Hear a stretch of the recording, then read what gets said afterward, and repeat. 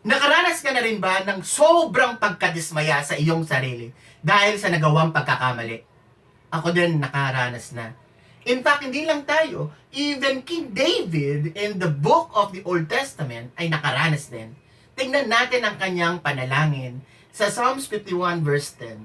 Sabi niya, "Create in me a pure heart, O God, and renew a steadfast spirit with me." Napakaganda, isang napakaganda at taos-pusong panalangin ni Haring David. Dito meron tayong tatlong pangunahing salita na makikita. Create, pure, and renew.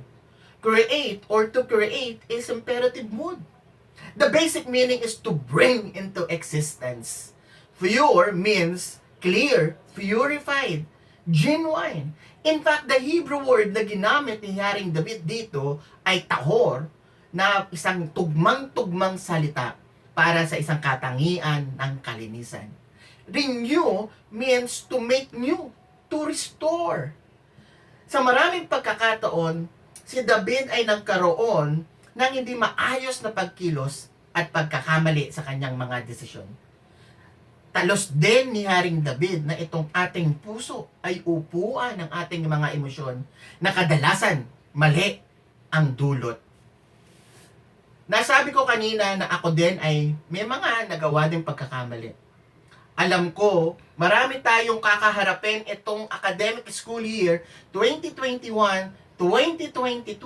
Sabi ko nga kanina, ako din meron ako mga nagawang pagkakamali.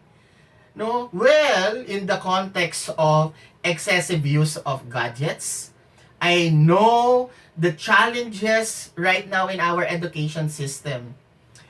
In our online classes, no, using different platforms, there are so many temptations in the said challenges. Let me tell you, great thing.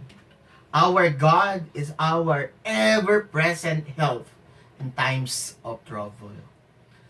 King David sincerely prayed to God for personal plea for restoration, the desire, for your heart, and to renew His Spirit that only God can do. Naway lagi nating tandaan, kagaya ni David, ang kalinisan, dalisay na puso ay tanging nagmumula sa ating Panginoon. Maganda, handa tayo. Handa ang ating sarili. Etong darating na online classes. Let's begin with God. Ang simple life challenge ko sa iyo, kapatid, begin with God. Begin with Jesus. Right now, by accepting and receiving Him as a Lord and personal Savior ng iyong buhay. Let me pray for you. Lord, I declare and I pray, O God, for my kapatid, Panginoon, na nanonood at nakikinig ngayon, ng iyong pagpapala, Panginoon. I pray for victory sa kanyang buhay, Panginoon. Dalangin ko, Panginoon, na nagraragas ang pagpapala mo sa kanya.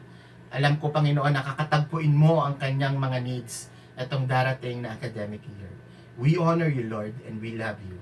This all we pray in the mighty name of Jesus. And everybody say, Amen and Amen. Stay blessed. Okay.